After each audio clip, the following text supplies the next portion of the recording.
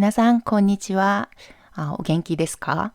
結構最近いろいろ大変なので、皆さん元気に過ごしているのかちょっと気になるんですよね。今回はその関連でもあるんですけど、最近私も在宅勤務をしてるんですよね。皆さんも多分在宅勤務をしている方々いらっしゃると思うんですけど、あーそれでちょっと自分の作業スペースっていうか、デスクの上とかをちょっと片付けました。そして部屋も少し文様替えをしてて、それで私の作業スペースをちょっとご紹介できればいいのかなと思って動画を撮ってみるようになりました。そして今更なんですけど、私のことを少し紹介してみると、私が日本に来て今9年目になりますね。で、修士までは韓国で勉強してて、博士課程から日本に留学に来てて、それで今まで日本で生活をしてるんですけど、それで在宅勤務の内容の中では、今学期始まったので、オンライン講義っていうものも入ってます。それで、オンライン講義のためにいろいろ、机の周りを片付けて、学生たちに結構見える部分もあるので、それでちょっと片付けたので、それがきっかけで、なんかこの動画も撮ってみようかなと思ってやったんですね。ちなみに、私の専門は考古学ですね。考古学というと、すごくアナログ的なイメージがあるかもしれないんですけど、実はすごく先端的な技術とか科学技術に関しても興味がないといけないんですよ。で、当然、昔のことを解釈するために、技術の発展がすごく影響をくれるので、その理由だからかは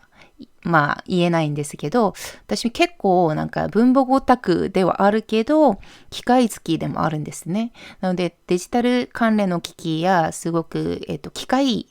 全般が結構好きなんですよ。なんで今回私のデスクの紹介の中でもそういう部分が現れてくるかもしれないんですね。じゃあそれではちょっと私の机のご紹介してみます。はい、どうぞ。はい。これが今、私が現在使ってる机の様子なんですけど、もう U 字型って言えるんですかね。そういう形をしてます。はい。もう、ここの一番悪いところは、線が全部汚くなってるっていうことですね。で、私が結構文様替えが好きなので、たまに結構構造変えたりするので、どうせ写すんだろうみたいな感じで、線のラインの整理をきちんとやってない、そういう悪いところがあります。はい。ここはまず一応、L 字型のデスクと、そしてもう一つのテーブルをくっつけて置いてるんですけど、L 字型のデスクは、ですね、6000円ぐらいで買いました。Amazon で購入してて、すごく安いものですね。そして、ここ黒い、この、テーブルは IKEA で購入したんですね。もともと食卓として使おうと思って購入して、で、リビングに置いてたんですけど、キッチンに置いてたんですけど、はい、それをここに持ってきて、このようにつなげて使っています。はい、金額は多分3800か3900ぐらいだったと思うんですけど、このデスクがこの横にある L 字型デスクと高さも似てるし、結構広いんで、それでこっちに持ってきて使ってるんですよね。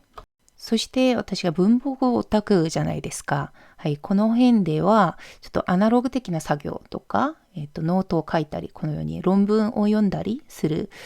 スペースになります。このように論文読んだりしたり、そして、このようにペンケースで取って、もう書いたりする、そういうところなんですね。そしてこちらが、デジタルゾーンって言いますかね。はい。パソコンとかがあるところなんですけど、ここで大体のなんか授業とか在宅勤務とかをやってるんですね。なんかここ黒一色になってるんですね。はい。こんな感じで、スペースが分けられてて、このように U 字型に構造をしてます。この間に、椅子が入ってて、それでぐるぐるぐる回ったら270度360度回って私が作業できる、そういうスペースになっています。はい。私はこのようにトリプルモニターとして使ってるんですけど、もともとはこう左側の2つ、デュアルモニターとして使ってました。右側にあるその MacBook Pro 2018年モデルなんですけど、これがメインのパソコンであってて、それでモニターをつなげてるんですね。で、この MacBook は実は、妹と弟が、就職祝いとしてプレゼントしてくれたもので、韓国から、買ってきたものですね。で、もともとこれはノートパソコンで使ってたんですけど、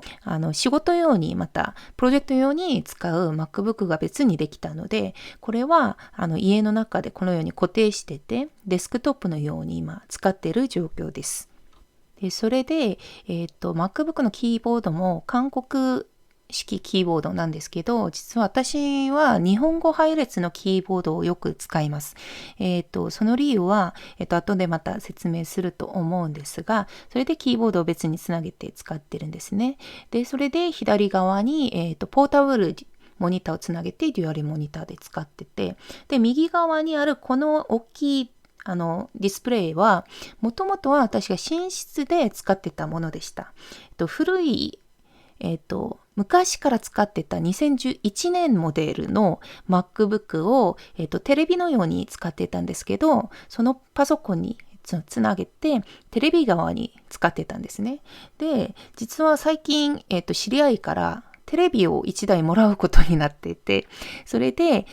このモニターが置く場所がなくなったんですね。それで、こちらに来ちゃいました。はい、それでトリプルモニターとして今使っているところです。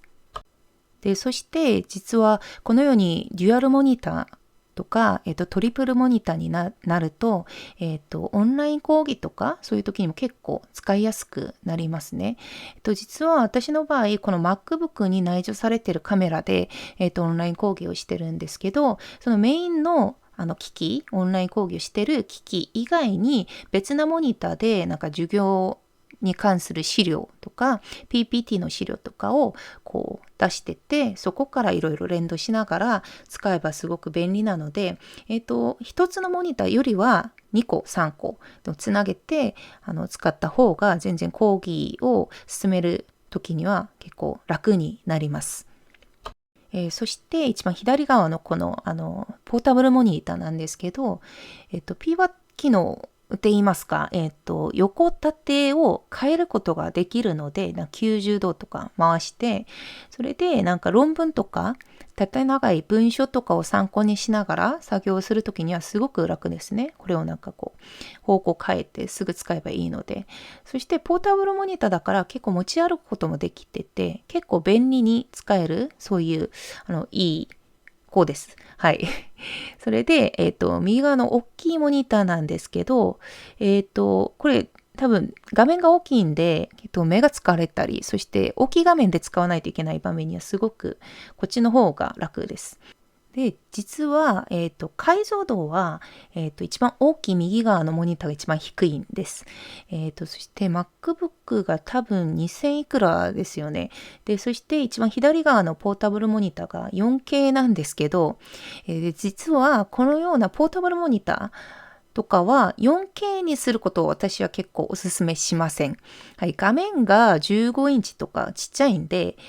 解像度が高くても逆に文字がちっちゃくなったり、結構すごく前で見ない限りは逆に不便かなっていう気がしますね。なので多分直接確認してから購入した方がいいと思うんですね。はい。そしてこれなんですけど、この携帯一体なんでここに置いてあるんだろうと思ってる方いらっしゃるかもしれないんですが、これは私が以前に私のメイン、携帯として使ってた Galaxy Note 8ですね。これ使ってたんですけど、私が通信会社を変えることになってて、今は、Galaxy Note 10 Plusを使ってるんですね。で、今多分動画撮ってるものもそれなんですけど、これなんでここに置いたかというと、とにかく状態が、中古で売ることはちょっと難しいことであって、そして多分ここに、ですね、アンテナつけてるんですけど、これワンセグ用のアンテナですね。机の前に座ってる時に、なんか急なニュースとか、テレビを見ないといけない状況になったりする時にたまに利用したり、そしてなんか多分 DeX につなげて使う時もあります。これはサムソンのスマートフォンで結構支援してくれるシステムなんですけど、DeX を使う時には、この上にある、ポータブルモニターですね。ここにつなげて DeX モードで使ったりもします。そしてこれなんですけど、なんかいきなりなんでマイクなのかっていうと、これはですね、オンライン講義の時に使うマイクです。もともとは私マイク使わなかったんですけど、それでMacBook の内蔵マイクで普通に講義とかしてたんですけど、ある日YouTube チャンネルの中で、私もよくなんか普段見てるチャンネルなんですけど、結構なんかオーディオとかヘッドフォンとかいろんな音響の機器をリビューしたり紹介してるそういうチャンネルなんですが、そこである日、オンライン講義をしてる先生方へみたいな、そういう動画がアップされたんですよ。で、そこを見てみると、結構いろんな学生たちが授業を聞きながら結構苦しんでるっていう内容だったんですね。で、それで多分、結構いろんな先生方が、多くの先生方が、ウェブカメラの内蔵マイクでそのまま、講義をしてるっていう感じで、その音質が結構良くなくて、学生たちが、1時間2時間も聞くしかない授業の中で、その音質でずっと授業を聞くっていうことが苦しいっていう内容だったんですね。それでそのチャンネルで結構いい値段っていうのは高いっていうことじゃなくて、性能に比べて、リーズナブルな、そういう値段を持っているマイクを、2種類ぐらい紹介してくれたんですけど、その中で、在庫が残ってる、選択肢もなかったんですね。はい。在庫が、あるものを、急いで購入して、それで今使ってるところなんですね。今のところどこ行っても、ウェブカメラとマイクのその在庫がないんですよ。で、多分これは日本も韓国も同じで、多分みんなオンライン授業とかそういう需要がいっぱいあるからだと思うんですけど、とにかく、急いで買うことができてよかったし、これでなんか授業を聞く学生たちの耳がちょっと救われるんだったら、いいかなっていう感じで今使ってます。はい、そしてここなんですけど、なんでここに、iPad があるのっていう感じかもしれないんですけど、意外とちょっとぴったりですね、サイズ。MacBook も13インチで、このiPad も 12.9 インチなんで結構ぴったりです。このような感じで使ってるんですけど、今はこのように、iPad のアプリを起動して別の、機器として使ってるんですけど、今サイドカーとか機能があるので、ですね、モニターとして使うこともできます。だとすると、ここをサイドカーでつなげると、モニターが4つになるっていう感じなんですね。で、Wi-Fi でつなげるんで、別の線もいらなくて結構便利です。で、そして、ですね、多分、ディスプレイ配置もこの横じゃなくて、縦にも結構置くことができるので、多分、マウスとかも動くときにも見えるそのまんま直感的に動いと全然、便利に使うことができます。この配置が何がいいかというと、私の場合は結構資料を見て確認しながら入力する作業も結構必要なんですけど、その時に、iPad のところに論文とかデータのシートとかいろいろ置いてって、パソコンの画面に入力するっていうシステムで使うと結構便利に使えるんですね。上下上下に置いて使うことって結構意外と楽なんですよ。そして、私がそもそもなぜ iPad を使ってるのかっていう話なんですけど、実は今のようにディスプレイ用に使うのが、もともとの用途じゃないんですよ。で、実は、考古学の場合、結構図面作業も多いんですけど、iPad の場合、去年からサイドカー機能ができるようになったんじゃないですか。だから、うちの場合、ポトショーとかイラストレートで結構作業するんですが、サイドカーでつなげて、そして iPad の上に Apple Pencil でそのまますぐ図面作業ができるので、すごく楽になったんですね。だからシンティークとかペンタブレットを使わなくても、全然 iPad 上で図面作業ができるから、それで購入して使ってます。はい、そして、ここにあるのが、Galaxy Watch ですね。私は Galaxy Watch を今使ってて、充電中です。そしてここ、すごく大事なんですけど、のど飴です。はい。ですね、私日本に来て花粉症が激しくなって、それで春にはこれなしでは生活できないっていう風になってて、ここに必ず置いて使ってる、そういうところなんですね。そして、ここに来ると、キーボードが見えるんですけど、2台も置いてあるところなんです。実は、私のチャンネルを登録している方々は、多分ほとんど文房具が好きな方がいらっしゃると思うんですよ。で、それでこの漢字、見たらわかると思うんですけど、私結構文房具オタクだけじゃなくて、機械オタクでもありますね。で、それで、ですね、このようにキーボードも結構好きなんです。で、今ちょっと2台も置いてあるんですけど、上の方が多分アーキズっていう会社で出ている、そういう機械式メカニカルキーボードですね。ほとんど多分ゲーム好きな方とか、キーボード好きな方々って結構天気レスとか好きな方が多いと思うんですけど、私の場合は結構天気で数字を入力したりするケースも結構多いんです。異物の属性の入力とか、計測して、そしてサイズの放量とか測ってて入れたりすることも結構あったり、統計処理も結構使ったりするので、天気があった方が便利ですね。で、それでこの天気がついてるこの機種使ってます。軸は、チェリー軸を使ってて、茶軸です。はい。一番多分一般的な方だと思うんですけど、多分メカニカルキーボードが好きな方は多分大体どんな感じなのかがわかると思うんですね。で、それで結構好きで使ってて、多分研究室で使ってるのも同じ機種なんですけど、職場だから、そして部屋を一緒に使ってるまた別の人がいるので、研究室の中では、静音赤軸を使ってます。茶軸よりはもうちょっと静かに入力するができるので、そっちを使っているところなんですね。で、多分韓国のレオポルドとも多分、正式に輸入するそういう会社だと知ってるし、多分キーキャップも結構互換できるっていうことだと聞いた気がします。詳しくはないんですけど、多分そんな感じであってて、そしてこの下にあるのが、ハッピーハッキングですね。ちっちゃくて可愛いんですけど、これは一般的なハッピーハッキングではなくて、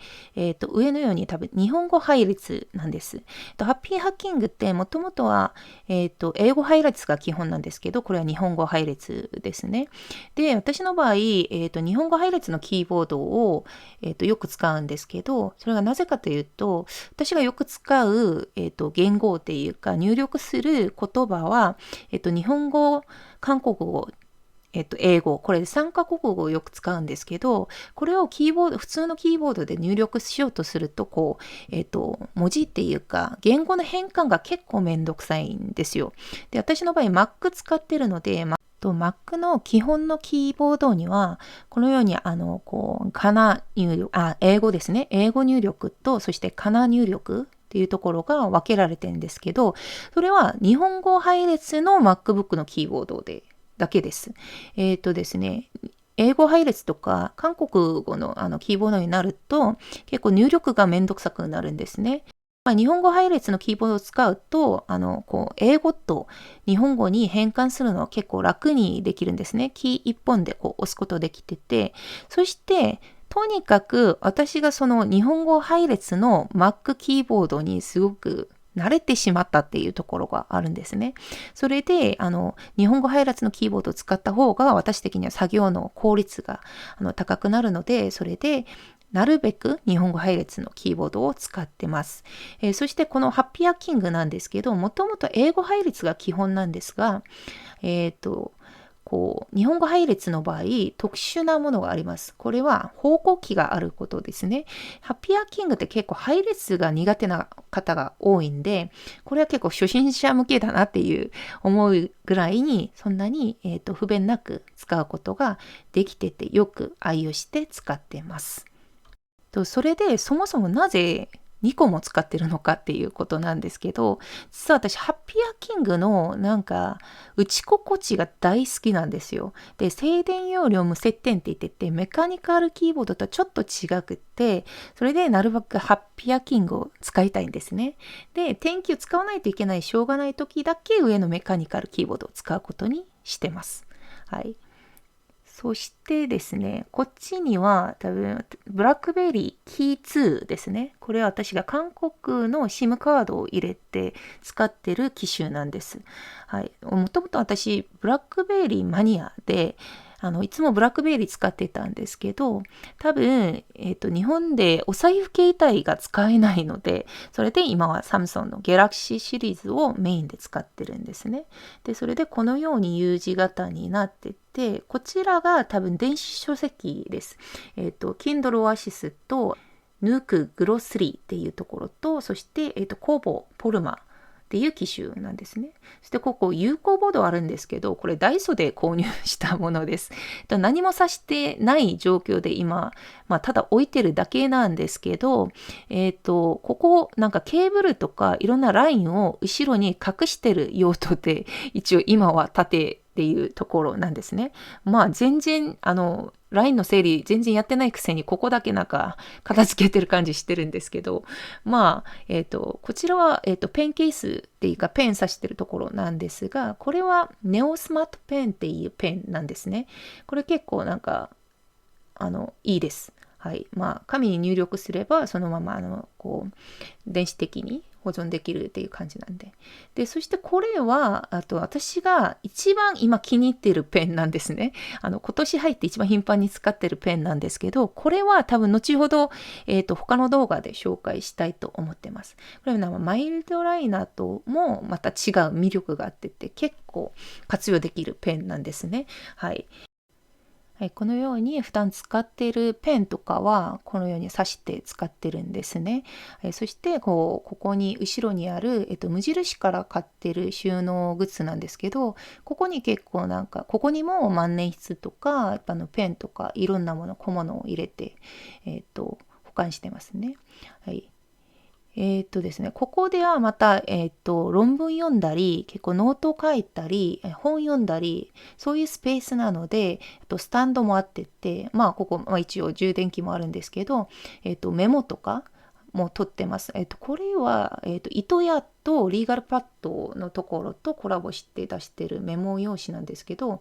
全面的に付箋みたいな感じになってて、接着力があるので、結構使いやすいものです。おすすめです。そしてですね、ここにあるのが、あとメモバインダーっていうか、プロットのものなんですけど、この私が使ってる英語サイズの業務ノートのバインドでもあるんですが、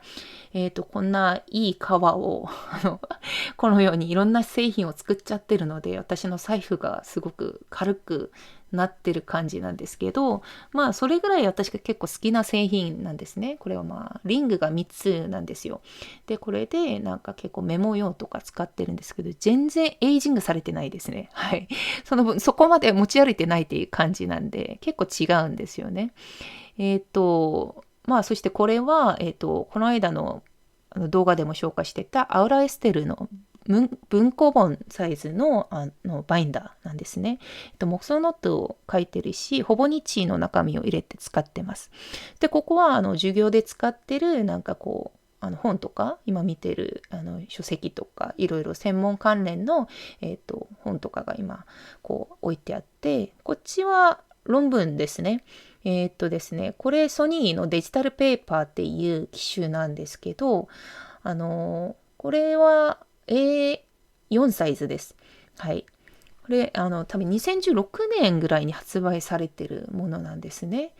名前が多分電源消したら多分出てくると思うんですが、はい、このデジタルペーパーっていう名前ですね。私の場合 RP1 っていう13インチ A4 サイズに近いものであって、多分英語サイズに近いもの CP1 っていう機種もあります。2016年ぐらいに発売されたんですごく時間経ってるんですが、今でも多分論文よく読んだりする大学院とか、なんか文章いっぱい使ってる人たちには結構愛されてる、そういう機種なんですね。どんどん多分ソニーのこのデジタルペーパーか、リバンカブルっていう、機種とか、多分最近13インチのでっかい、e リーダーとかいっぱい出てるので、多分オニクスとかそういうことを使ってる人たちもいるんですけど、私の場合はこの一式を全部フールセットとして中古としてすごく安い値段で譲ってもらったので、多分半額にもいかない値段ですね。はい。それですごくありがたく使ってるんですけど、書き心地もいいです。すごく論文に活用していって、このようなe リーダーですね、ebook リーダーとか、こういう ebook 機器をちょっといつか動画でまた紹介したいと思ってます。はい。はい、これは、以前使ってた机についてた、引き出しなんですけど、なぜここに置いたかというと、これ、キャスターがついてるんですよね。はい、その上に多分スキャンスナップを置いてます。このスキャンスナップ、私が奨学金一回決まった時に、すぐ購入してて、多分2013年ぐらいですね。でものすごく長く使ってるんですけど、本当にお金がもったいないと思わないぐらい、本当によく使ってます。今でもすごく使ってて、で、そしてなぜここに置いたかというと、このようにキャスターついてるんで、持ってきて、このラインつながってるから、ここでスキャンするっていう形で使うために、この引き出しの上に置いて今、使ってるところです。そしてここなんですけど、引き出しがもう一個あるんですよ。これも無印から買ってるものを、こう、積んで上にこう乗せて、その下に